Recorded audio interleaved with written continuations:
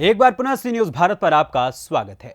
कहते हैं कि अगर आपके इरादे मजबूत हों, बुलंद हों, तो दुनिया की कोई ताकत आपको आगे बढ़ने से और फतह हासिल करने से रोक नहीं सकती। जी हां, देश की सबसे कठिन परीक्षा मानी जाने वाली यूपीएससी सीएसई परीक्षा क्रैक करना सबके बस की बात नहीं होती।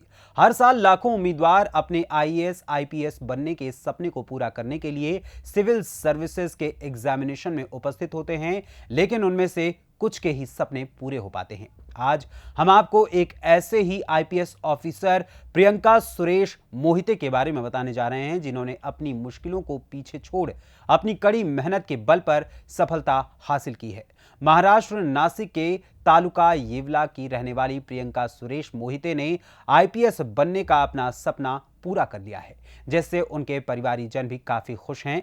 वहीं हमारे संवाददाता प्रवीण पाटिल ने प्रियंका सुरेश मोहिते से उनकी सफलता और उनके संघर्ष के बारे में जानने के लिए उनसे बातचीत की और प्रियंका सुरेश मोहिते और उनके परिवार ने इस बातचीत के दौरान क्या कुछ कहा, आइए आपको सुनाते हैं। प्रियंका जी, मैं आपको ये बोलना चाहूँगा कि आप जब पुणे में थे एकेडमी, भगीरथ एकेडमी, तो भगीरथ एकेडमी आप इतने दिन तक 2-3 साल तक वहाँ थी, तो फिर आपके भैया जो है इनका फैमिली का कैसा सपोर्ट है? मैं तो यही बताऊंगी कि ये जो सक्सेस मुझे मिला है, definitely this is not just my success, but मेरे पूरे फैमिली का इसमें बहुत ज़्यादा कंट्रीब्यूशन रहा है। हर स्टेज में मुझे जो सपोर्ट चाहिए था, मॉरल सपोर्ट था, या फिर वो हर स्टेज में वो I think I was the lucky one कि जब भी मैं एग्ज़ाम देने जाती थी तो मुझे पता था कि ये 4 लोग बाहर खड़े हैं, मेरा वेट कर रहे हैं, तो फिर उनका वो बहुत ज़्यादा सपोर्ट था हर स्टेज पे। इनफैक्ट मैं जब दिल्ली में गई तो फिर वहाँ पे भी मुझे अकोमोडेशन से लेके बाकी हर चीज़ के लिए मेरा भाई था जो हर बात को देख रहा था। मेरी दीदी थी जो घर संभाल रही थी, तो फिर बहुत अच्छे से हो रहा था, वो duty and work life balance बहुत अच्छे से कर रही थी। यानी कि आपके माता पिता जो सबका परिवार का आपको योगदान मिला और आईपीएस बन गए। अभी जो आप आईपीएस जो बन गई है, तो अगली पीढ़ी की जो विद्यार्थी या छात्र तो उनको क्या आप रिपोर्ट करेंगे?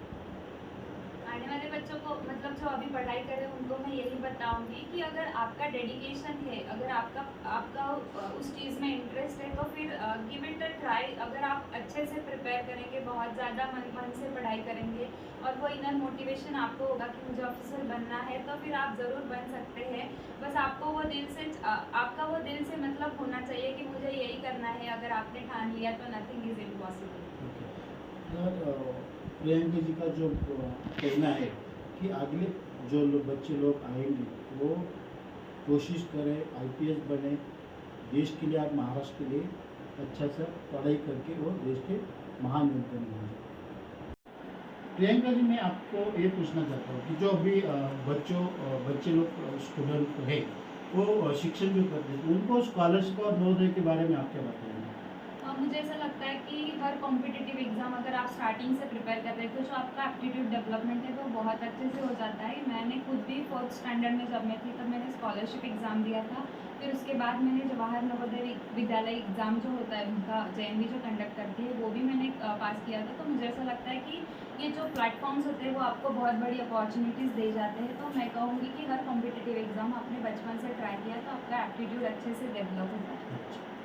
तो प्रियंका जी, मुझको और एक बात बोलना है कि आपको अपने परिवार से शिक्षा के लिए क्या क्या मदद हुई और क्या क्या नहीं हुई? मैं ऐसा बताऊंगी कि मेरे हर स्टेज में, मतलब जब मैंने बचपन से मतलब अभी तक हर स्टेज में मेरी फैमिली मेरे बहुत स्ट्रांगली मेरे साथ खड़ी रही है। उनका बहुत ज़्यादा मॉरल सपोर्ट रहा है। सिर्फ इकोनॉमिकली स्टैंड लेना इतना इम्पोर्टेंट नहीं है, तो लेकिन हर एग्ज़ाम की अपनी अपनी डिमांड होती है और उसके लिए जो पेशेंस लगता है, जो कंसिस्टेंसी लगता है, उसके लिए जो मॉरल सपोर्ट चाहिए होता है, वो मेरी फैमिली ने हर स्टेज पे मुझे दिया है। तो उसी वजह से शायद मैं अभी तक इस स्टेज तक पहुँच चुकी हूँ। और आपने अभ्यास कितनी देर तक किया? सिविल सर्विसेज का जब मैंने पहला अटेम्प्ट दिया था तब मेरा इतना पढ़ाई का डेप्थ नहीं था शायद, तब इसीलिए मैं क्लियर नहीं कर पाई थी। लेकिन इस बार मैंने 6 to 7 आवर्स दिए थे। सिर्फ एग्ज़ाम मतलब स्टडी पे ही मैंने पूरा फोकस किया ऐसा मैं नहीं बताऊंगी। तो फिर मैंने बाकी इवेंट्स भी अटेंड करे थे, तो उससे मतलब लाइफ भी इंजॉय किया। तो फिर बाकी लोगों को भी मैं यही बताऊंगी कि don't make it larger than life. पढ़ाई भी करो लेकिन साथ में हर चीज़ इंजॉय भी होनी चाहिए। यानी कि पढ़ाई के साथ साथ एंजॉयमेंट करके। और मैं ये बोलना चाहूँगा, आपको ये पूछना चाहूँगा कि आपको किताबें कैसे मिली या कोई दिक्कत आ गई आपको किताबों में? रिसोर्सेज, मेरा रिसोर्स का जो था एकदम रिजिड था कि मैंने बहुत लिमिटेड रिसोर्सेज चूज़ किए थे हर सब्जेक्ट और हर टॉपिक वाइज। बहुत सारे सब्जेक्ट्स के मैंने सेल्फ नोट्स भी प्रिपेयर किए थे, तो वही मैंने रेफ़र किए। बाकी मैं पुणे में थी, पुणे में मैंने पूरा पढ़ाई किया, तो वहाँ पे मैंने भगीरथ अकेडमी है बाय रंजन कोलम्बे, तो उनकी यहाँ पे मैंने क्लास किया था जब मैं सेकेंड ईयर में थी। अच्छा, तो मैं आप देख रहे हैं सी न्यूज़ चैनल, सी न्यूज़ भारत, जहां हम आज सभी देश के छात्रों को जो आईपीएस बनने की कोशिश कर रहे हैं उनको सबको हम ऐसे हमारे येवला की जो तानी फिल्म है, वैसे हमारे येवला की जो तानी है वो तानी को हम आपसे मिलवाना चाहते हैं।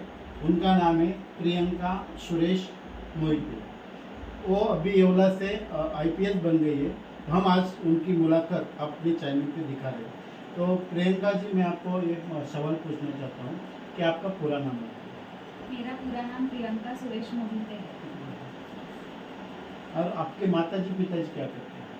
मेरे पिताजी यहाँ पे स्वामी मुक्तानंद विद्यालय है, वहाँ पे हायर सेकेंडरी टीचर है, और मेरी माताजी है जो हाउसवाइफ है। अब आपकी बहन भाई? मेरा एक बड़ा भाई है जिसका मैकेनिकल इंजीनियर हुआ है, और वो इंजीनियरिंग हुआ है, और वो स्टेट पीसीएस के लिए प्रिपेयर कर रहा है। और मेरी जो बड़ी बहन है उसका एमबीबीएस कंप्लीट हुआ है, और वो रिसेंटली मेडिकल ऑफिसर करके पोस्ट पे ज्वाइन किया हुआ है। अच्छा, वो भी येवला में? यस, येवला में। तो आप आईपीएस कैसे बनने का चूज किया?